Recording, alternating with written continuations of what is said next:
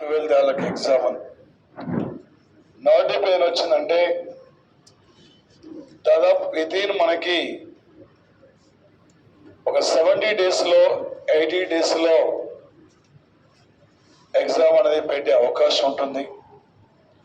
మనకు ఈ యొక్క జూలై ఎండింగ్ లేదా ఆగస్టు ఫస్ట్ వీక్లో ప్రిలిమినరీ పెడితే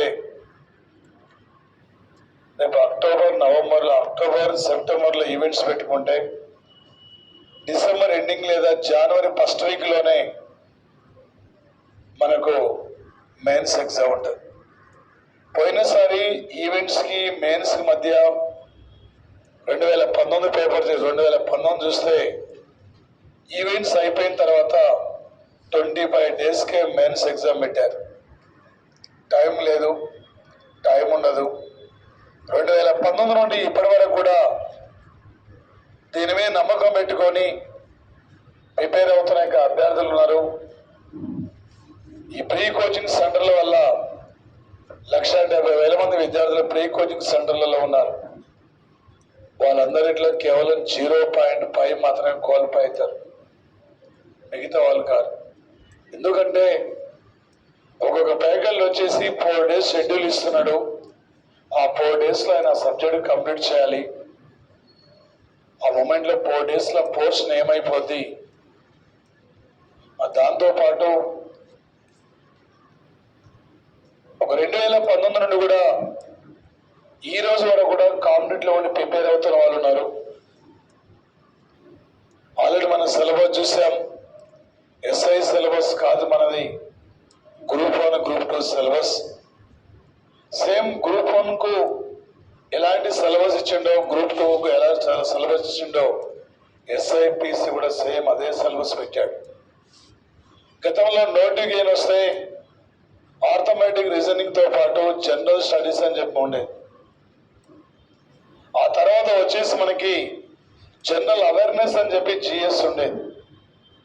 ప్రజెంట్ స్పెసిఫిక్గా టాపిక్స్ మెన్షన్ చేశాడు. మన జిఎస్లో ఇక్కడ ఒక కరెంట్ అఫైర్స్ మీద దాదాపు మనకి 3 టాపిక్స్ ఇచ్చినాడు. అదే పాలిటీ ఒకటే టాపిక్, అదే జాగ్రఫీ ఒకటే టాపిక్, అదే ఎకనమీ ఒకటే టాపిక్, అదే చరిత్ర ఒకటే టాపిక్, సైన్స్ ఒకటే టాపిక్. కానీ ఓన్లీ కరెంట్ ఈవెంట్స్ 3 టాపిక్స్ ఇచ్చినాడు. ఒకటి అంతర్జాతీయ అంశాలు, మరొకటి జాతీయ అంశాలు, మరొకటి వర్తమాన అంశాలు అని చెప్పి ఈ 3 టాపిక్స్ మనకు సిలబస్ ఇచ్చినాడు. మనకి నేను 2000 సంవత్సరం నుండి పోటీ పరీక్షల్లో బోధిస్తున్నాను.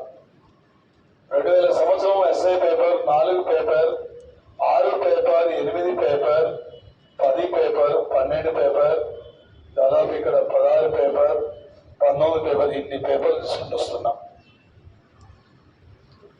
మీకు ఆర్థమెటిక్ రీజనింగ్ లో ఒక ఎస్ఐపిసి అంటే ఆర్థమెటిక్ రీజనింగ్ తర్వాత హైయెస్ట్ స్కోరింగ్ అంటే వచ్చే సబ్జెక్ట్ అంటే మీకు జనరల్ స్టడీస్ లో ఒక కరెంట్ అఫైర్స్. దాదాపు 50 నుండి 60 మార్కులు మనకి ఇక్కడి నుంచే ప్రధానంగా ఫోకస్ చేసే అవకాశం ఉంటుంది.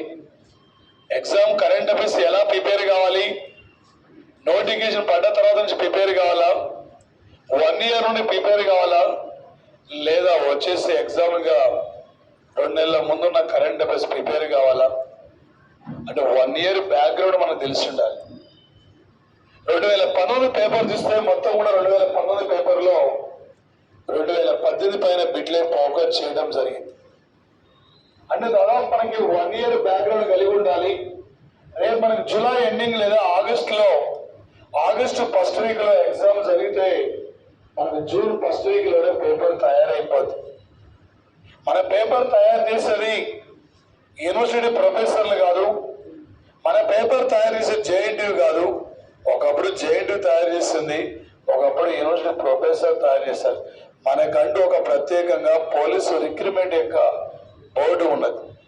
మన బోర్డే మన పేపర్ తయారు చేస్తుంది. మన పేపర్ తయారు చేసే వాళ్ళు 1-2 మార్కుల మీద ఐఏఎస్ దూరమై ఐపీఎస్ సెలెక్ట్ అయిన యువ ఐపీఎస్ మేధావులే ఈ మధ్య సెలెక్ట్ అయినాక యువ ఐపీఎస్లే మన పేపర్ తయారు చేస్తారు తప్ప యూనివర్సిటీ ప్రొఫెసర్లు కాదు మన పేపర్ తయారు చేసేది. ఆ యువ ఐపీఎస్లు వాళ్ళ ఓరియంటెడ్ అక్కడ ఎలా ఉంటుందంటే సివిల్ సర్వీస్ లెవెల్లో గ్రూప్ 1 లెవెల్లో మన పేపర్ అడుగుతున్నారు. ఇక్కడ చెప్పే బయట వేరే కోచింగ్ సెంటర్లు చెప్పే పరిస్థితి వేరు, మన అడిగే పేపర్ యొక్క విధానం వేరు. మన పేపర్ అడిగే యొక్క విధానం దాదాపు సివిల్ సర్వీస్ ఇక్కడ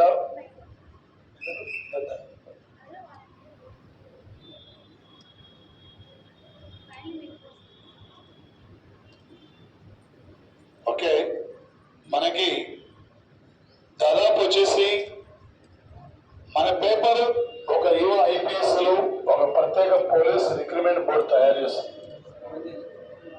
మీరు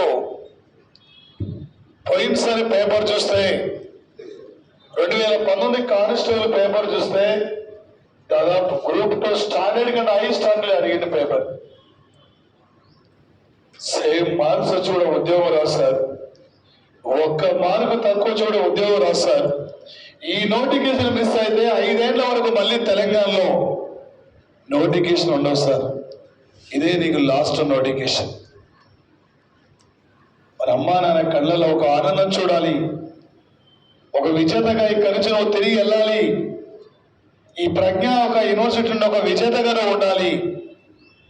బయట ఎన్నో చెప్తుంటారు, అక్కడ ఎన్నో మాటలు చెప్తుంటారు. మా స్టూడెంట్స్ చాలా చోట్ల ఫ్యాకల్టీగా పనిచేస్తున్నారు.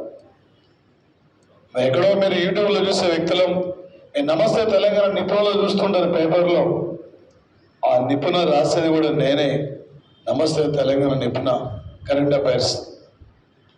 అలాంటి వాళ్ళు మేము ఎక్కడికి మీ దగ్గరికి వచ్చినాం. ఒక ప్రజ్ఞా ఇన్స్టిట్యూట్, అతను ఒక విజేత, స్వామి ఒక విజేత అయిండు. నేను విజేత కాదని సరిపోదు, ఎంతో మంది యొక్క కరీంనగర్ చుట్టుపక్కల పేద విద్యార్థులు కూడా ఎక్కడో హైదరాబాద్కి వెళ్ళి ఎక్కడో నెల అంటే ఫీజు ఒక 15,000 ఫీజు 16,000 పే చేసి 5-6 నెలల పాటు 6-7 నెలల పాటు హాస్టల్లో ఉండి నెలకు 4-5 వేలు చెల్లిస్తున్నారు. ఆ విద్యార్థులు అక్కడ చాలా మంది సఫర్ అవుతున్నారు. ఈరోజు ఈ క్లాస్ జరుగుతుంది, రేపు ఏ క్లాస్ జరుగుతుందో అర్థం కాని పరిస్థితి. అలాంటి పరిస్థితుల్లో మా విద్యార్థులు అక్కడ నేనే ఒక సెంటర్ పెట్టాలి, చాలా మంది విద్యార్థులు ఒక విజేతలుగా తీర్చిదిద్దాలనే లక్ష్యంతోనే అలాంటి ఫ్యాకల్టీ ఇక్కడ రావడం అంటే దాదాపు అంటే చాలా డబ్బు ఖర్చు అవుతుంటది. అలాంటి పరిస్థితులు నష్టపోయినా పర్వాలేదు, మా విద్యార్థులకు క్వాలిటీ సబ్జెక్ట్ అందించాలి, మా విద్యార్థులకు న్యాయం చేయాలి. ఎప్పుడో ఉంది ముఖ్యం కాదు, ఎప్పటి నుంచో ఉంది ముఖ్యం కాదు, ఇప్పటి నుంచే మనం ముందుకు వెళ్ళాలి.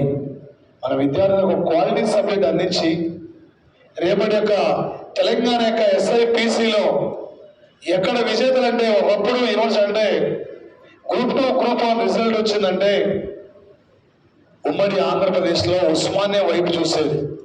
ఈసారి ఉస్మానియా యూనివర్సిటీ నుండి ఎన్ని పోస్టులు వచ్చినా చూసేది. రేపు మేము చూడబోయేది ఈసారి కరీంనగర్ జిల్లాలో ప్రజ్ఞ ప్రపంచం ఎలా ఉందో చూడాలి మీరు అందరూ. అలాంటి విజేతలుగా తిరిగి వెళ్ళాలి. 2.5 గంటలు కూర్చొని ఎగ్జామ్ వాళ్ళు కూర్చొని రాస్తే నువ్వు నీ కుటుంబం 39 ఏళ్ళు హ్యాపీగా గవర్నమెంట్ సర్వీసులో ఉంటుంది సార్.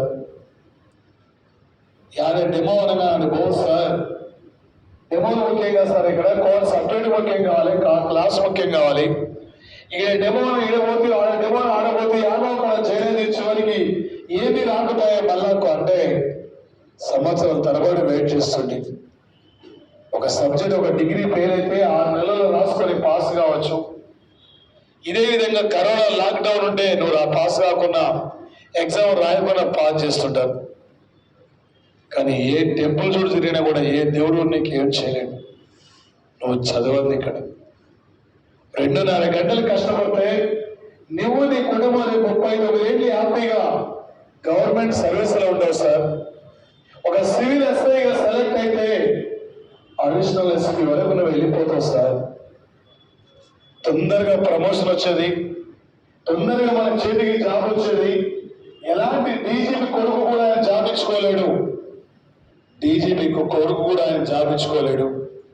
పోలీసు అంటే రిక్రూట్మెంట్ బోర్డు చైర్మన్ కూడా వాళ్ళ బంధువులకు జాబ్ ఇచ్చుకోలేడు. అంత సీన్ లేదు ప్రజెంట్. ఇప్పుడు ఒకప్పుడు ఏదో 20 ఏళ్ల క్రితం 30 ఏళ్ల క్రితం నడిచింది. ఇప్పుడు ఏం జరగదు. మన హార్డ్ వర్క్ మీద ఆధారపడాలి. ఏమి ఉండదు అక్కడ. ఎవరు హార్డ్ వర్క్ చేస్తే వాళ్ళకే ఈజీగా అయిపోద్ది. ఈసారి కనుక నువ్వు ఫిలిమ్స్ క్వాలిఫై అయితే 100% నీకు జాబ్ వచ్చినట్టే. అందరు ఎగిరిపోయేది ఫిలిమ్స్ లోనే ఎగిరిపోతారు. అందరు ఎగిరిపోయేది. పేపర్ ఆషామాషి పేపర్ ఉండదు సార్. మరి ఇలాంటి పరిస్థితుల్లో నీ ప్రిపరేషన్ ఎలా ఉండాలి? 2006లో ఎస్ఐ రాస్తే 1 మార్క్ ద్వారా మిస్ అయింది. ఫాదర్ వద్దురా బాబాయ్, నీకు ఎస్ఐ వద్దు, ఏమొద్దురా, ఇంటి దగ్గర నాతో పాటు మిషన్ కుట్టని చెప్తే, డాడీ ప్లీజ్ ఇది ఒక్కసారి నాకు అవకాశం కల్పించని చెప్పి వాళ్ళ ఫాదర్ని అడిగాడు. 2008లో 2 ఇయర్స్ విరోచితంగా పోరాటం చేసి 2 ఇయర్స్ విరోచితంగా చదివి ఇదే క్యాండిడేట్ 2008లో 5th జోన్లో టాపర్గా, స్టేట్ లో 5వ ర్యాంకర్గా ఈరోజు సత్తుపల్లి సిఐగా పనిచేస్తుండు. వాడే కరుణాకర్. అక్కడక్కడ మీ దగ్గర చట్టినో చిచ్చినో వస్తుండడు సిఐ. వాడు 2010లో మా స్టూడెంట్. దాదాపు 11, 12 అంటే 8, 10 బ్యాచ్లు అందరూ కూడా 8వ బ్యాచ్, దాదాపు 6వ బ్యాచ్, వీళ్ళందరూ కూడా ఇప్పుడు సిఐలుగా పనిచేస్తున్నారు. మీ ములుగు జిల్లాలో అంటే ఎస్పీగా పనిచేస్తున్న Suresh Kumar government teacher. First ఒక టీచర్, ఆయన లక్ష్యం దాదాపు 5-6 ఏళ్ల నుండి ఓడిలో కూర్చొని గ్రూప్స్ రాస్తున్నాడు. గ్రూప్ 2 రాస్తున్నాడు, ఫెయిల్యూర్ అవుతున్నాడు. అదే మూమెంట్ లో 2008లో వీళ్ళ చెల్లెనేమో గర్ల్స్ లో, ఈ చెల్లె గ్రూప్ 2 టాపర్, ఈయన బాయ్స్ లో ఈయన టాపర్ జెంట్స్ లో. అదే మూమెంట్ లో గ్రూప్ 1 వస్తే గ్రూప్ 1లో డిఎస్పీగా సెలెక్ట్ అయ్యి ఇలా ములుగు జిల్లా ఎస్పీగా పనిచేస్తున్నాడు. ఈ బాడీ మీద ఒక కాకి చొక్క ఉండాలి సార్. అదే ఒక ఎంఆర్ఓ, అదే ఒక టీచర్ బయటికి వెళ్తే ఎవరు పట్టించుకోరు సార్. నీ బాడీ మీద కాకి చొక్క మీద బుల్లెట్ మీద వెళ్తుంటే ఆ పవరే వేరుంటా సార్. నీ ఊరి జనం నిన్ను చూసి సైలెంట్ కొట్టాక రోజు రావాలి. నీ పల్లె నీ కోసం వెయిట్ చేస్తుంది. నీ పల్లె నిన్ను అడుగుతున్నది. అక్కడ నిన్న మన ఊళ్ళలో కూర్చొని పల్లెల్లో ప్రజలు అక్కడెక్కడ తిరిగే వాళ్ళు కూడా అనుకుంటున్నారు, ఇన్ని వేల ఉద్యోగాలు ఉన్నాయి, ఈసారి మన గ్రామానికి ఎన్ని జాబులు రాబోతున్నాయి, ఈసారి మన పల్లె నుండి ఎంతమంది ఒక ఎస్ఐలుగా సెలెక్ట్ కాబోతున్నారు, ఎంతమంది ఒక పోలీసులుగా సెలెక్ట్ కాబోతున్నారు అని పల్లె జనం నీ గురించి ఆలోచిస్తున్నారు. అలాంటి వాళ్ళు వచ్చి మీకు సైలెంట్ కొట్టే రోజు రావాలి సార్. గతంలో ఎక్కడో ఎగ్జామ్లో మిస్ కావచ్చు, ఎక్కడ మిస్ అయినావు, ఎక్కడ కోల్పోయినావు, ఎందుకు జాబ్ రాలేదు, ఎందుకు నువ్వు క్యాచ్ అయిపోయినావు, అవన్నీ దృష్టిలో పెట్టుకొని చదువు. ఇదే మన కరీంనగర్ జిల్లా చెందిన వ్యక్తి 2006లో డిఎస్ రాస్తే వానికి 6 మార్క్తో ఉద్యోగం పోయింది. 2008లో డిఎస్ రాస్తే సేమ్ మార్క్స్ వచ్చి ఉద్యోగం రాలే. ఇదే క్యాండిడేట్ అక్కడ 2009, 2010 డిప్యూటీ డిఓ నోటిఫికేషన్ వస్తే మన జోబులో ఒకే ఒక పోస్ట్ ఉంది, ఒక జిల్లా పోస్ట్ నాకు రాలేదు, కానీ ఒక డిప్యూటీ పోస్ట్ వస్తా అనుకోలేదు. ఆయన ఆయన ప్రిపేర్ అయ్యి మెదక్ జిల్లా డిఓగా, సంగారెడ్డి జిల్లా డిఓ, రంగారెడ్డి జిల్లా డిఓగా, హైదరాబాద్ డిఓగా, అంటే ఆర్జేడీగా ప్రజలు వాడు జేడీగా పనిచేస్తున్నాడు. కళాకారుడే వాడు. నేను ఉస్మానియాలో క్లాస్మేట్, మేమిద్దరం రమేష్. అందుకే అదే ఒక టీచర్ గా సెలెక్ట్ అయితే యానో పల్లెల్లో ఎక్కడో స్కూల్లో పనిచేసే వ్యక్తి ఉండేది. అదే ఈ 2 సార్లు ఇక్కడ మిస్ అయింది కాబట్టి 2 సార్లు ఇక్కడ క్వాలిఫై అంటే క్యాచ్ చేయలేదు కాబట్టి ఈ జాబ్ సెలెక్ట్ కావడం జరిగింది. మనం చదివేటప్పుడు ఇంట్రెస్ట్ పెట్టాలి. ఎప్పుడో ఒక హీరో బస్సులో వెళ్తుంటాడు, అంటే హీరోయిన్ బస్సులో వెళ్తుంటది, ఆమె చున్ని వెనకాల హీరో పరిగెడుతుండదు, ఆమె చున్ని వచ్చి హీరో మీద పడుతుంది. ఓ అది మగధీర సినిమాని గుర్తొస్తుంది. ఎప్పుడో 15 ఏళ్ల క్రితం మూవీ, 20 ఏళ్ల క్రితం మూవీ, ఆ మూవీలో ఏ పాట అయినా గుర్తొస్తుంది, ఏ సీన్ అయినా. మనం చదువుతున్న బిడ్డ నీకు ఎందుకు గుర్తు రావట్లేదు? ఈ పేజ్ చదువుతున్నావు, నెక్స్ట్ పేజ్ పోతానికి మర్చిపోతున్నావు. ఫస్ట్ పేజ్ చదువుతున్నావు, సెకండ్ పేజ్ ఏమో ఏందో ఉంది, ఏందో అని భయపడుతున్నావు. ఎందుకు జరుగుతుంది అట్లా? ఎందుకు మిస్టేక్ జరుగుతుంది? ఎందుకు కోల్పోతున్నావు? ఎందుకు ఇంట్రెస్ట్ పెట్టలేకపోతున్నావు? ఎందుకు క్యాచ్ చేయలేకపోతున్నావు? చదివేదేదో పర్ఫెక్ట్ చదవాలి. చదివేది ఆ ఇంట్రెస్ట్ అక్కడ ఆ బోర్డు కల్ని ఆలోచన ఉండాలి. ఈడ కూర్చుంటుంది ఆ ఇన్స్టిట్యూట్లో ఏ క్లాస్ ఉంది, ఈడే క్లాస్ ఉంది, ఆడేం జరుగుతుందో ఈడేం జరుగుతుందో ఆలోచిస్తుండేవి. నీ మైండ్ మొత్తం దేశం మొత్తం ప్రపంచం మొత్తం తిరిగి వచ్చి అప్పుడే నీ ఆలోచన మొత్తం ఇక్కడే పెట్టాలి సార్. మీ ఆలోచన మొత్తం ఇక్కడే ఉండాలి సార్. ఎందుకంటే ఈ అవకాశాలు బాగా వినియోగించుకోండి సార్. ఈ అవకాశం మళ్ళీ మళ్ళీ రాదు సార్. మళ్ళీ 2028 ఆ మూమెంట్లో ఇలాంటి నోటిఫికేషన్ వస్తే రావచ్చు. కానీ ఈ అవకాశం మీకు ఆ 4 అంటే మీరు అంటే దాదాపు తెలంగాణలో 15 లక్షల మంది రాయబోతున్నారు సార్. ఈ 15 లక్షల మందిలో మనం ఏడు ఎగిరిపోతామో మనం ఏడు ఉంటామో మనమే గమనించాలి సార్. ఇక్కడ ఈ 15 లక్షల మందిలో దాదాపు వచ్చేసి 10 లక్షల వరకు కూడా ఒట్టిగా అప్లై చేసే బ్యాచ్ ఉండాలి. కేవలం 5 లక్షల మందిలో సగం మంది కోచింగ్ పోయి సగం జాబ్ చేసుకునే బ్యాచ్ ఉంటుంది. చివరికి మిగిలింది ఇక్కడ 20,000 మంది నీకు కాంట్రిబ్యూట్ ఇస్తారు. 20,000 మందిలో చివరికి మిగిలేది ఇక్కడ దాదాపు 16,000 మంది ఉంటుంది. నీకు వచ్చేసి ఇక్కడ ఏడులో నువ్వే గమనించుకోవాలి. సిలబస్ అనేది ఒక ప్లాన్ ప్రకారంగా ఒక group two group level prepare అయితేనే నువ్వు ఒక విజేతగా నువ్వు తెలియగలుగుతావు. కానీ నువ్వు కోచింగ్ వస్తుండవి నాకు వస్తావు రావు ఈ జాబ్ నేను క్యాచ్ చేసుకోవడం లేదు అనుకుంటుండే లేదు. రేపు ఆ జాబ్ నాదే, ఆ విజేత నేనే.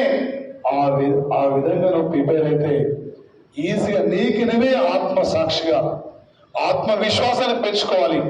రేపటి టాపర్ నేనే, రేపటి విజేత నేనే, ఆ జాబ్ పక్క నాదే, మా జిల్లాలో ఎన్ని పోస్టులు ఉన్నా నావే. ఆ లక్ష్యంతో ప్రిపేర్ చేస్తాను. ఈజీగా మీరు క్యాచ్ చేయగలుగుతారు. 5:30కు రీడింగ్ హాల్ పోతే స్టూడెంట్ రాత్రి 11 o'clock 12:30కి ఇంటి రూమ్కి వస్తున్నాడు.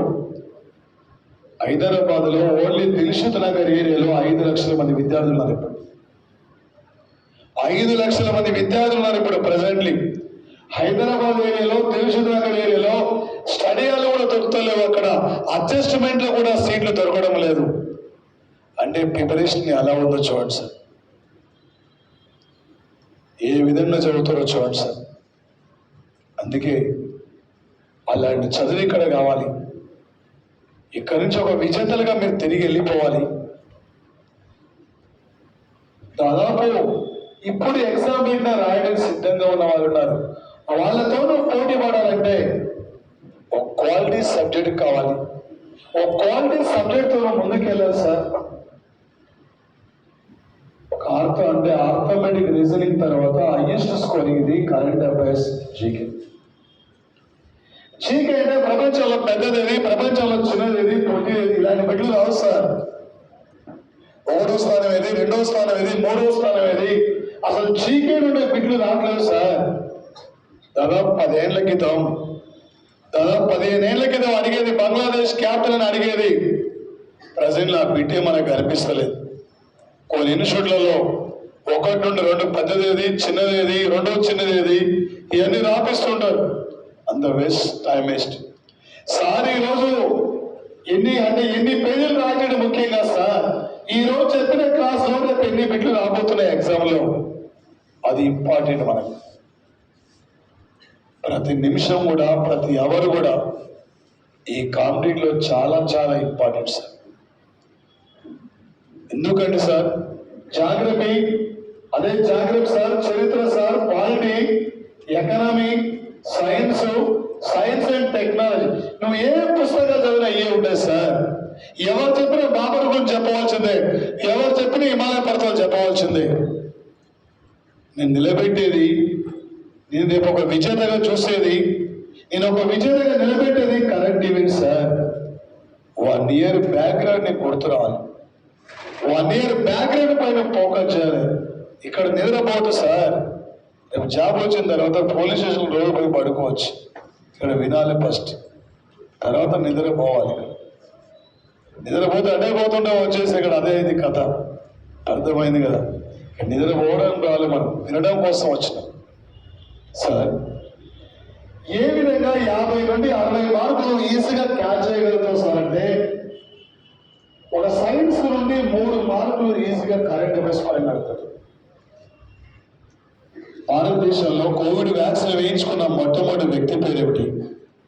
భారతదేశంలో తొలి ఒమిక్రాన్ మరణం ఎవరక్కడ? భారతదేశంలో డిఎన్ఏ ఆధారిత రూపొందించిన కోవిడ్ వ్యాక్సిన్ పేరేమిటి? భారతదేశంలో కోవిడ్ వ్యాక్సినేషన్ పూర్తి చేసిన మొట్టమొదటి విలేజ్ పేరేమిటి? ఈ టైపులో రేపు ఎగ్జామ్లో మనకు అడుగుతాడు సార్. చదివిన చదువు వేరు, కోచింగ్ అనేది చాలా ఇంపార్టెంట్.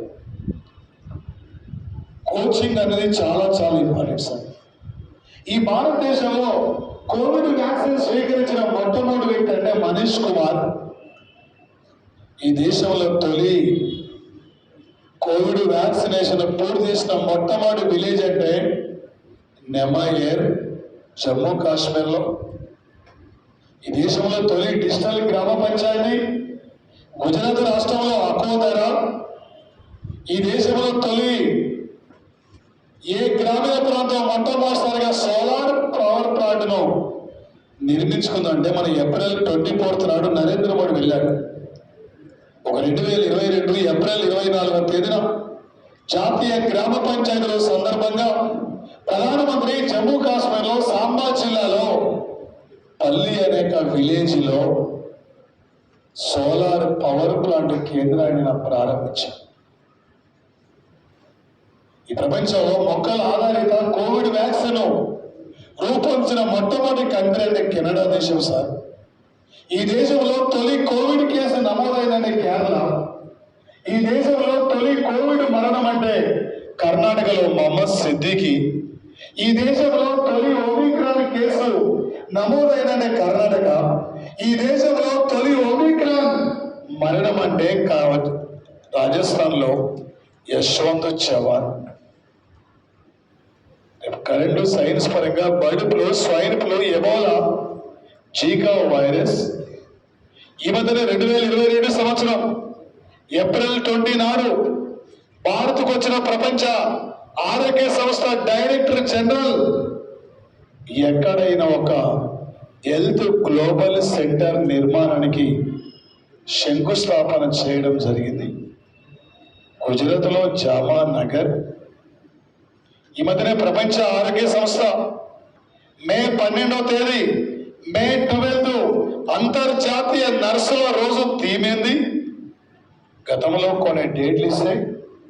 అంతర్జాతీయ ఉపాధ్యాయ రోజు అంటే అక్టోబర్ 5, అంతర్జాతీయ యువజన రోజు అంటే ఆగస్టు 12, జాతీయ యువజన రోజు అంటే జనవరి 12.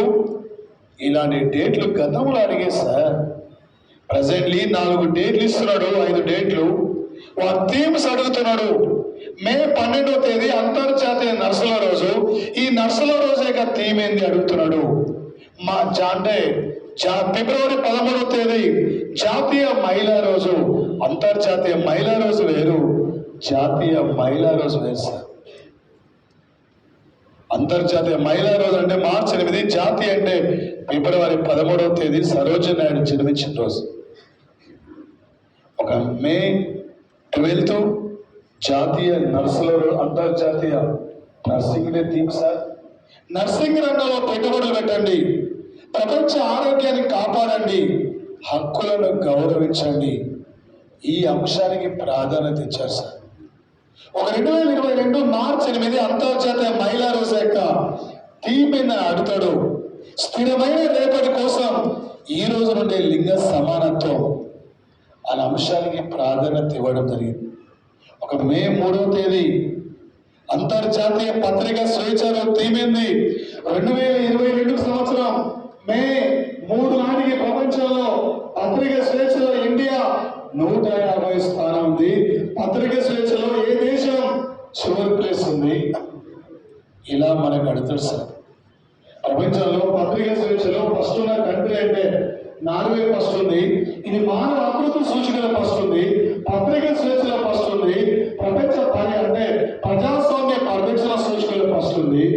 గణిత రంగంలో నోబెల్ బహుమతిగా పరిగణించే ఎంఏలు బహుమతినిస్తున్న దేశం కూడా equally also belongs to country this country. ప్రపంచంలో పత్రిక స్వేచ్ఛలో ఇండియా 150 స్థానం ఉంది. రష్యా, రాజస్థాన్, ప్రకాశం జిల్లా, భద్రాద్రి కొత్తగూడెం.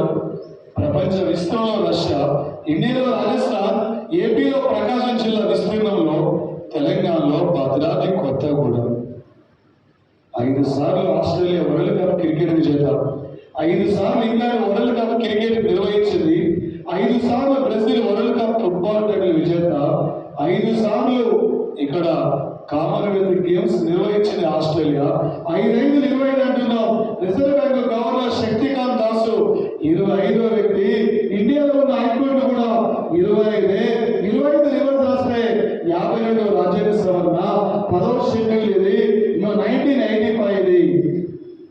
ఒక ఎగ్జామినర్ ఏ టైప్ లో అడిగినా కూడా జిఎస్ లో పర్ఫెక్ట్ అవగాహన కావాలి. తిరిగే ఫ్యాన్ మనది కాదు, ఎలిగే లైట్ మనది కాదు, మాట్లాడే స్పీకర్ మనది కాదు. ఈ ప్రపంచానికి ఇండియా ఒక 0. యోగా తప్ప ఏమీ కూడా కనిపించలేదు. ప్రపంచంలో పత్రిక స్వేచ్ఛలో ఇండియా 150 స్థానం ఉంది. పత్రిక స్వేచ్ఛలో ఫస్ట్ ఉన్న కంట్రీ నార్వే. పత్రిక స్వేచ్ఛలో 5వ స్థానం ఉన్న కంట్రీ జర్మనీ. పత్రిక స్వేచ్ఛలో 50వ స్థానం ఉన్న కంట్రీ దగ్గరలోనే బెలారస్. ఇది మాత్రం 150 ఇండియా. 1 ఏంది, 5 ఏంది, 0 ఏంది, 15 ఏంది, 50 ఏంది, 150 ఏంది, ఇలా గుర్తుకురావాలి. ఇక్కడ 18 ఆర్టికల్ ఉంది, 80 ఆర్టికల్ ఉంది, 1 ఆర్టికల్ ఉంది, 8 ఆర్టికల్ ఉంది, 180 ఆర్టికల్ ఉంది. ప్రపంచంలో పత్రిక స్వేచ్ఛలో చివరి ప్లేస్ లో ఉన్న కంట్రీ ఉత్తర కొరియా దేశం సార్. ఎలాంటి పత్రిక స్వేచ్ఛ ఉండదు. ఈ మధ్య వాళ్ళ తండ్రి వర్ధంతి వేడుకలు జరుగుతుంటేనే, మా తండ్రి వర్ధంతి వేడుకలు 10 రోజుల పాటు జరుగుతాయి, అయిపోయినాక ఎవరు నవ్వుతూ ఎవరు మద్యాన్ని సేవించొద్దని చెప్పి అక్కడ ఆంక్షలు విధించిన సంఘటన సార్. ఇదే 18 అంటున్నాం సార్. ఇండియాలో ఉన్న రైల్వే జోడ సంఖ్య 18, 9 నవరత్నాలు. 2వ చంద్రగుప్తుని కాలంలో అష్టదిగ్గజములు శ్రీకృష్ణ దేవరాయలు, అష్ట ప్రధానులు శివాజీ. ఇదే 9 అంటున్నాం. ఇండియాలో ఉన్న పిన్ కోడ్ జోన్ల సంఖ్య కూడా 9 సార్. 9వ పిన్ కోడ్ చూడంటే army postal zone, 18 railway zone అంటే విశాఖ, 18 రివర్స్ రాస్తే 81. జార్ఖండ్ యొక్క అసెంబ్లీ స్థానాలు 81 సార్. ఇక్కడ ఇండియా దేంట్లో ఫస్ట్ సార్? పాలు దేంట్లో పోతాం సార్? బ్లాక్ మనీ సున్నానికి అనుకున్న దేశమే సార్ ఇండియా. మొత్తం ఏమైంది సార్? 140. కేరళ అసెంబ్లీ స్థానాలు ఎన్ని? 140. గోవా అసెంబ్లీ స్థానాలు ఎన్ని? 40. 140 ఆపేత 70. ఉత్తరాఖండ్ అసెంబ్లీ స్థానాలన్నీ 70. ఢిల్లీ అసెంబ్లీ స్థానాలన్నీ 70. 270 140. ప్రపంచంలో లింగ వివక్షత సూచికలో ఇండియా స్థానం అంతుంది 140. ప్రపంచంలో మేధావుల జాబితాలో ఇండియా స్థానం అంతుంది 40. ప్రపంచంలో మేధావుల జాబితాలో ఏ దేశం ఫస్ట్ ఉంది? అమెరికా ఫస్ట్ ఉంది. ఇంటలెక్చువల్ జాబితాలో ఏ ఆర్టికల్ ఉంది? ఇక్కడ 14 ఆర్టికల్ ఉంది. ఇక్కడ ఏ ఆర్టికల్ ఉంది?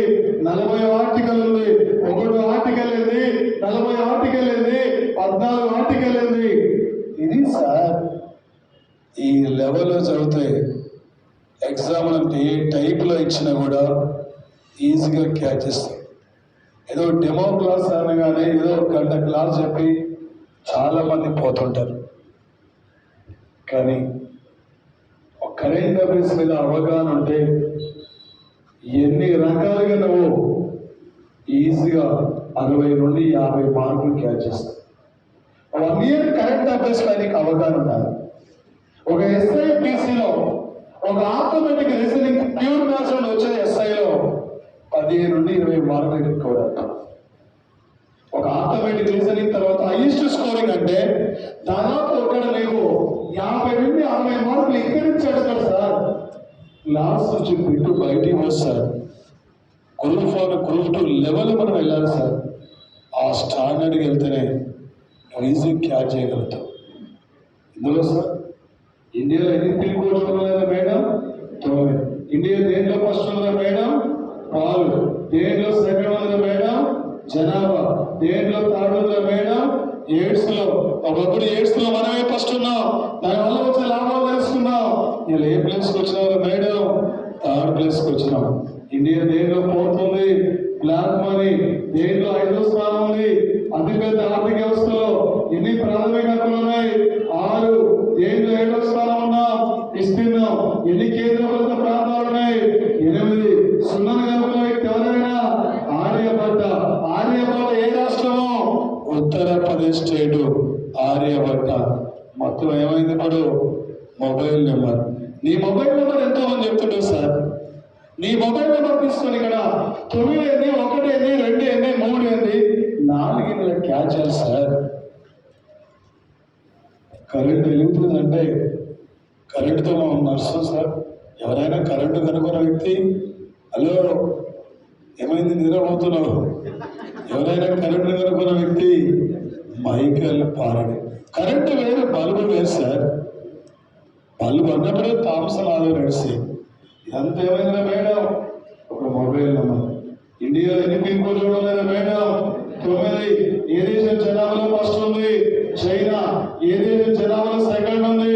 ఇండియా. ఏ దేశం జనాభాలో థర్డ్ ఉంది? అమెరికా. ఓకే. అత్యధిక సార్లు ఒలింపిక్స్ నిర్వహించిన కంట్రీ ఏది? అమెరికా. అమెరికా ఒలింపిక్స్ ఎన్నిసార్లు నిర్వహించింది? 4. ఓకే. ఆస్ట్రేలియా ఎన్నిసార్లు నిర్వహించింది? 2. దక్షిణ కొరియా ఎన్నిసార్లు నిర్వహించింది? 1. మొత్తం ఏమైంది? 124. 124 ఆర్టికల్ ఏం చెప్తుంది? సుప్రీం కోర్టు గురించి చెప్తుంది. 24 ఆర్టికల్ బాల కార్మికుల గురించి చెప్తుంది. లాస్ట్ ఇయర్ ఒలింపిక్స్ లో ఒక స్వర్ణం వచ్చింది, 2 రజతాలు వచ్చినాయి, 4 కాంస్యాలు వచ్చినాయి. మొత్తం 7 పథకాలు ఇక్కడ ఈ భారత్కు రావడం జరిగింది సార్. మొత్తం 133 కోట్ల దేవతలకు మొక్కంగా 1-2 పథకాలతో తిరిగి వచ్చినారు సార్. మన వాళ్ళు క్రికెట్లో 6 బాల్, 1 బాల్, 2 బాల్ ఉంటాయి. ఒక రన్ను కొట్టాలి. ఎక్కడ ఓడతామో ఎక్కడ గెలుస్తామో మనకి అర్థం కాని క్రికెట్ సార్. ఒక ఎగ్జాంపుల్, ఏ టైంలో అడిగినా కూడా ఈజీగా క్యాచ్ చేస్తాం. మనం సార్ మీకు నచ్చిన హీరో ఎవరు? మీకు నచ్చిన హీరో మీ నాన్న చిన్న, మీకు నచ్చిన హీరోయిన్ మీ అమ్మ చిన్న. మన అమ్మ నాన్నకి రేపు గిఫ్ట్ ఇవ్వాలి జాబుని. అక్కడ నాన్న కొన్ని సందర్భాల్లో బిజీలో ఉన్నాం. అమ్మ తింటున్న 10 మెతుకులు కూడా అమ్మకు నువ్వే గుర్తొస్తావు. బాబు ఎలా చదువుతుండో, పాప ఎలా ఉందో ఇది ఆలోచిస్తారు. అమ్మ కోసమైనా కుటుంబం కోసమైనా ఒక విజేతలుగా ఇక్కడి నుంచి నువ్వు తిరిగి వెళ్ళిపోవాలి. ఎవరో కాదు, వాడేవాడు 7 కోట్లు పెట్టి సినిమా తీసినా కూడా 20 కోట్లు 100 కోట్లు సినిమా ఫ్లాప్ అయింది. వాడిని పట్టుకుని వాడు నా అభిమాన హీరో కాదు, మీ నాన్నని అభిమాన హీరో, మీ అమ్మ నిజమైన హీరోయిన్. నీకు వాళ్ళకి జాబ్ అంకితం చేయాలి. నీ ఫస్ట్ శాలరీ రేపు అమ్మ మెడలో బంగారు గొలుసు వేయాలి. ఈ భారతదేశంలోని అత్యధిక సేవలు తీసుకుంటుంది తెలంగాణ పోలీసు వాళ్ళే. కర్ణాటకలో కానిస్టేబుల్ శాలరీ 25,000. తెలంగాణలో కానిస్టేబుల్ శాలరీ సుమారు 45,000 వస్తుంది. 3 ఏళ్ల క్రితం ఎక్కింది. ఒక ఎస్ఐ 2019 ఎస్ఐ శాలరీ 70,000 వస్తుంది. ఒక రిటైర్డ్ దగ్గర ఉన్న కానిస్టేబుల్ 1,30,000 రూపాయలు శాలరీ తీసుకుంటాడు. ఈ దేశంలో 2వ తారీఖే ఈ దేశంలో అత్యధికంగా శాలరీస్ ఇచ్చే పోలీసుల కంటే తెలంగాణ. ఈ దేశంలో దాదాపు వచ్చే 2వ తారీఖే శాలరీస్ పడదంటే పోలీసు వాళ్ళకి సార్. ఒక పోలీసుగా ఉండాలి. ఏ స్టేషన్లో చూసినా మీరే ఎన్నాళ్ళు ఇంకా ఒక కానిస్టేబుల్ పొట్టి ఎస్ఐ కానిస్టేబుల్గా తిరుగుతావు, ఎన్నాళ్ళు ఓటాడుగా తిరుగుతావు. ఒక స్టేషన్లో ఒక ఎస్ఐగా ఉండాలి, ఒక స్టేషన్లో పాస్గా ఉండాలి. బుల్లెట్ మీద వెళ్తుంటే ఎస్ఐ జాబ్ సెలెక్ట్ అయిన తర్వాత నీ ఊరి పొలిమేర, నీ ఊరు మట్టి వాసన చూసి నువ్వు వెళ్తున్నప్పుడు ప్రతి ఒక్కరు స్వాగతం పలికారు. నువ్వు కోచింగ్ ప్రిపేర్ అయినప్పుడు ఇంకెన్నాళ్ళు ప్రిపేర్ అవుతారా వీడు, ఇంకేం చదువుతారా వీడు అని చెప్పి విమర్శిస్తుంటారు. అలాంటి నీకు జాబ్ రాగానే అలాంటి నీ ఫోటోని స్టేటస్లో పెట్టుకుంటారు అక్కడ. వాడే ఫస్ట్ వచ్చి నీకు కంగ్రాట్ చెప్తుంటారు. ఎవడు మనం పట్టించుకోవాలి. రేపు ఒక విజేతగా తిరిగి వెళ్ళాలి. ఏదో ఒక జాబ్ తీసుకుని నీ పల్లెకి వెళ్ళిపోవాలి. ఏదో ఒక జాబ్తో నువ్వు తిరిగి వెళ్ళిపోవాలి అంతే. ఈసారి 600 ఒక జాబ్తో నువ్వు తిరిగి వెళ్ళిపోవాలి సార్. నువ్వు కరెంట్ సైన్స్ పరంగా చాలా అంశాలు ఇంకా మనకు అడుగుతారు సార్. కరోనా వైరస్కి కోవిడ్-1 అని పేరు పెట్టింది సౌమ్య స్వామినాథన్. ఈ సౌమ్య స్వామినాథన్ ఎంఎస్ స్వామినాథన్ యొక్క కూతురిమే ప్రజెంట్లీ WHO యొక్క ఉప డైరెక్టర్ జనరల్ గా పనిచేస్తున్న వ్యక్తి sir. Bird flu, swine flu, Ebola, జీకా virus ఈ బ్యాక్టీరియా వల్ల వస్తుందా, వైరస్ వల్ల వస్తుందా, ఈ వ్యాధిని ఎక్కడ గుర్తించారు ఏంటి? ఈ ప్రపంచంలో తొలిసారిగా బర్డ్ ఫ్లూను గుర్తించిన ఆకాంలో ఈ ప్రపంచంలో తొలిసారిగా ఎయిడ్స్ ను గుర్తించింది సౌత్ ఆఫ్రికా పేషెంట్ ను 1986లో అమెరికాలో. ఇండియాలో తొలి ఎయిడ్స్ కేసు గుర్తించింది చెన్నైలో. ఈ 1988 నుండి WHO డిసెంబర్ 1ని అంతర్జాతీయ ఎయిడ్స్ రోజుగా ఫైండ్ అవుట్ చేయడం జరిగింది. జీకా virus, Ebola virus, Covid, bird flu, swine flu వీటిపైన ఎగ్జామ్లో లేటెస్ట్ సైన్స్ నుండి ఈజీగా ఫోకస్ చేస్తారు సార్. రేపు కరెంట్ పాలిటీ సార్. పాలిటీలు నీకు అడుగుతున్న మార్కులు 20 నుండి 15 మధ్య ఉండే సార్. ఫిలిమ్స్లో 10 బిట్లు ఉండే సార్. నీకు 20 నుండి 15 మధ్య అంటే అందులో 5 నుండి 6 మార్కులు ఓన్లీ కరెంట్ పాలిటీ ఉంటుంది సార్. కరెంట్ పాలిటీ అంటే ఎగ్జామ్ ఏమంటారు సార్ ఈరోజు? రేపే సార్, రేపే మే 15, 2022 సంవత్సరం మే 15 నాడు భారత ఎన్నికల ప్రధాన కమిషనర్ గా బాధ్యతలు స్వీకరించబోతున్న రాజీవ్ కుమార్ ఆయన ఎన్డీఏకి ఎన్నో ఎన్నికల ప్రధాన అధికారి. 25, 24, 28, 22 భారతదేశంలో ఎన్ని భాషలు ఉన్నాయి మేడం? ఇండియాలో ఎన్ని భాషలు ఉన్నాయి? అదే మనకు కాంపిటేటివ్ అంటే అట్నే ఉంటుంది. భారతదేశంలో 6000 పైగా భాషలు ఉంటాయి. అర్థమైందా? భారత రాజ్యాంగంలో ఎన్ని ఉంటాయంటే 22 భాషలు ఉంటాయి. భారతదేశంలో ఎన్ని ఉంటాయంటే ఇట్లని ఆడరా అనవసరమని అమ్మా అంటే క్వశ్చన్ అడిగే విధానం అర్థం కాదు. 2.5 గంటలు కూర్చొని ఎగ్జామ్ హాల్లో కూర్చొని ఎగ్జామ్ రాస్తే నువ్వు నీ కుటుంబం హ్యాపీగా సార్. 39 ఏళ్ళు హ్యాపీగా గవర్నమెంట్ సర్వీస్లో ఉంటావు సార్. ఎస్ఐ అయిన తర్వాత, సిఐ అయిన తర్వాత నీ కారు దగ్గరికి పోక ముందుకే డ్రైవర్ డోర్ తీసి రెడీగా ఉండి కూర్చోండి సార్ అంటాడు. ఆ స్థాయికి రావాలి మీరు వచ్చేసి. క్వశ్చన్ అడిగే విధానం అర్థం కావాలి. భారత రాజ్యాంగంలో ఎన్ని భాషలు మేడం? 22. ఇండియాలో ఎన్ని పీకూలు మేడం? 9. దేంట్లో 2వ స్థానంలో మేడం? జనాభా దేంట్లో 7వ స్థానంలో మేడం? విస్తీర్ణం దేంట్లో 1వ స్థానంలో మేడం? పాలు. Okay sir. ఇండియా ఎన్నిసార్లు వరల్డ్ కప్ క్రికెట్ విజేత? 2. ఎన్నిసార్లు వరల్డ్ కప్ హాకీ విజేత? ఒక్కసారి. ఇతర గారు తొలిసారిగా ఎన్ని బ్యాట్లు జాతీయ చేసింది? 14. ఇండియా ఎన్నిసార్లు వరల్డ్ కప్ క్రికెట్ విజేత? 2. వెస్టిండీస్ ఎన్నిసార్లు విజేత? ఓకే 2. దీన్ని బయట చూస్తే నీకు ఏమర్థమవుతుంది సార్? ప్రజెంట్లీ భారత రాజ్యాంగంలో ఎన్ని భాషలు మేడం? 20. రాజ్యాంగం అమల్లోకి వచ్చినప్పుడు తొలిసారిగా ఎన్ని భాషలు మేడం? 14. 21 రాజ్యాంగ సవరణ ద్వారా ఏ భాషలు మేడం? 15వ భాష సింధీ. 71 రాజ్యాంగ సవరణ ద్వారా ఎన్ని భాషలు? నేపాలి, కొంకణి, మణిపూరి. 92 రాజ్యాంగ సవరణ ద్వారా ఎన్ని భాషలు? 4. డోడా, లిల్లీ, డోగ్రీ, బోడో, మైథిలి, సంతాలి. 92 రాజ్యాంగ సవరణ ఉంది. 72 రాజ్యాంగ సవరణ ఉంది. 22 రాజ్యాంగ సవరణ ఉంది. తొలిసారిగా 14 భాషలు. ప్రజెంట్లీ 22 భాషలు సార్. ఇది సార్ రేపు ఎన్నికల ప్రధానాధికారిగా రాజీవ్ కుమార్ రేపు 2025 వరకు ఈయన పదవిలో ఉంటాడు. ఈయన 1984 యొక్క IAS batch Jharkhand BR cadre ఇతను రాజీవ్ కుమార్ ఒక భారత ఎన్నికల సంఘానికి నూతన ప్రధాన కమిషనర్, నిన్న ఏపీ ఎన్నికల ప్రధాన కమిషనర్ గా ముఖేష్ కుమార్ మీనా, తెలంగాణ ఎన్నికల ప్రధాన కమిషనర్ వికాస్ రాజ్ గౌడ్ ఈ దేశంలో తొలిసారిగా నోటా విధానాన్ని ఛత్తీస్గఢ్ లో అమలు పరిచారు. మొదటి లోక్సభ నుండి 17వ లోక్సభ వరకు ఓటు హక్కును వినియోగించుకుంటున్న ఏకైక ఓటర్ అంటే శ్యామ్ శర్మకి హిమాచల్ ప్రదేశ్.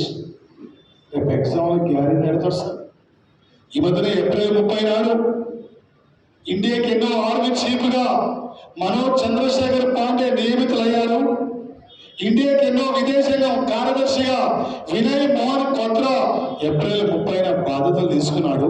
ఇండియాకి ఎన్నోగా నీతి ఆయోగ్ సంస్థ ఉపాధ్యక్షుడిగా సుమన్ బేబీ మే 1న బాధ్యతలు స్వీకరించారు. ఈ మధ్యనే ఏప్రిల్ 5వ తేదీన యూపీఎస్సీ చైర్మన్ గా ఆయన వచ్చేసి ఇక్కడ మనోజ్ సోని బాధ్యతలు స్వీకరించారు. ఈ రాష్ట్రానికి చెందిన వ్యక్తి మనోజ్ సోని 324 ఆర్టికల్ ఇది ఎన్నికల సంఘానికి సంబంధించింది. 3 ఆర్టికల్ నూతన రాష్ట్రాల ఏర్పాటు, 32 ఆర్టికల్ రాజ్యాంగ పర్యావరణ హక్కు గురించి చెప్తుంది, 24 ఆర్టికల్ బాల కార్మికుల గురించి చెప్తుంది. 324 2 ఇటు వచ్చింది, 4 ఇటు వచ్చింది, 3 ఇటు వచ్చింది. 243 అంటే బీహార్ అసెంబ్లీ స్థానాలు, 3 ఇటు వచ్చింది, 4 ఇటు వచ్చింది. 2 అంటే పాకిస్తాన్ యొక్క పార్లమెంట్ స్థానాలు. ఒక బిట్టును తీసుకుంటే అన్ని రకాల గుర్తు రావాల్సింది. ఇది సార్ ఈ లెవెల్లో ఉండాలి కాంపిటేటివ్ ప్రిపరేషన్ అంటే. ఈ ఆలోచన ఉంటుంది సార్. 24 అంటున్నాం, బంగారం ఎన్ని క్యారెట్లు సార్? 24. జాతీయ పథకాలు మొత్తం ఎన్ని చక్రాలు ఉంటాయా మేడం?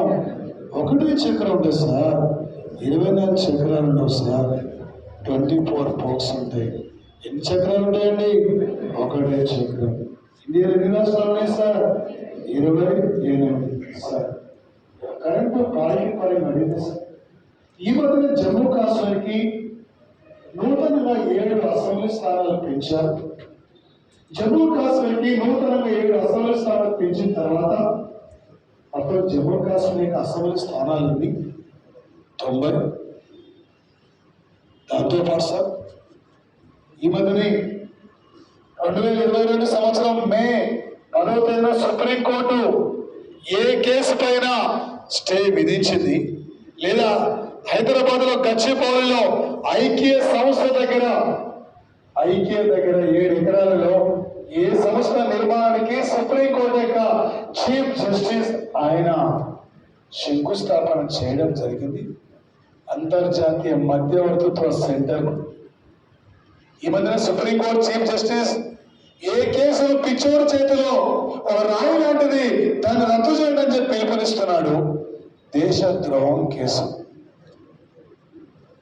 ఇలాంటి అంశాల పైన కరెంట్ పాలన పరంగా 17 ఆర్టికల్ ఏంటి, 18 ఆర్టికల్ కాస్త అడిగేది రోజువారీ అంశాలు కరెంటు పాలన పైన ఫోకస్ చేస్తున్నాడు.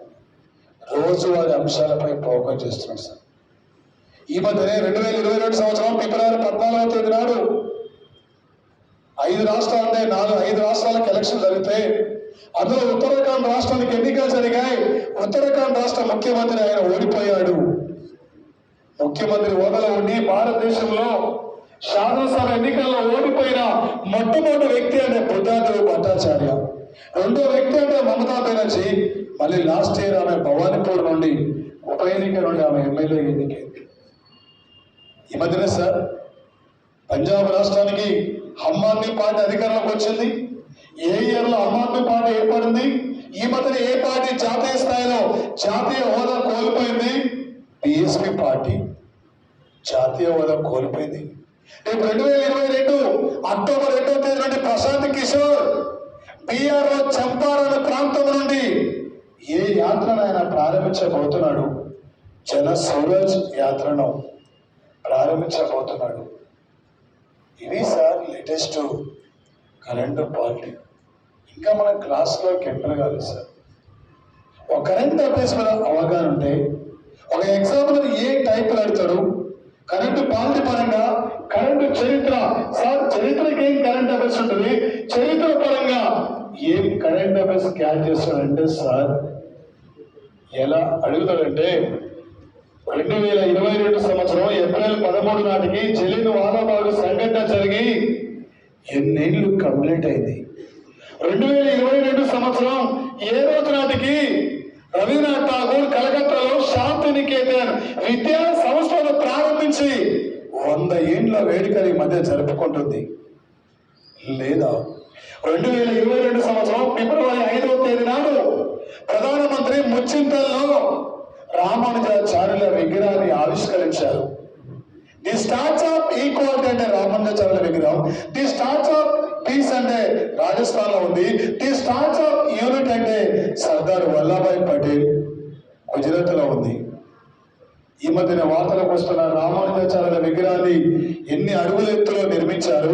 ఈ ప్రపంచంలో కూర్చొని ఉన్న విగ్రహాల్లో ఎత్తైన విగ్రహం అంటే థాయిలాండ్ క్యాపిటల్ బ్యాంకాక్ లో గౌతమ్ బుద్ధుంది 258 అడుగుల ఎత్తులో ఉంటుంది.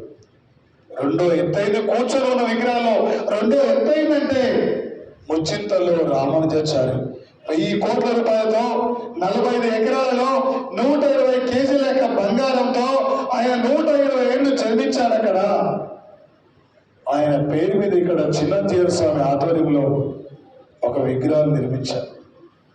ఈ మధ్యనే 2022 సంవత్సరం ఫిబ్రవరి 5వ తేదీన పటాన్ చెరువులో ఏ సంస్థ ప్రారంభించి దాదాపు 50 ఏళ్లు పూర్తయిన సందర్భంగా ప్రధానమంత్రి ప్రత్యేక పోస్టల్ స్టాంపును ఆవిష్కరించారు. రేపు 2022 సంవత్సరం సార్ 2022 సంవత్సరానికి ఈ దేశంలో పిన్ కోడ్ విధానం అమల్లోకి వచ్చి 50 ఏళ్లు పూర్తయింది. 2027 సంవత్సరానికి ఈ దేశంలో పులిని జాతీయ జంతువు గుర్తించి 50 ఏళ్లు పూర్తయింది. 2022 నాటికి ఈ దేశంలో ఇండియా పాకిస్తాన్ల మధ్య సిమ్లా ఒప్పందం, సిమ్లా ఒడంబడిక జరిగి కూడా 50 ఏళ్లు కంప్లీట్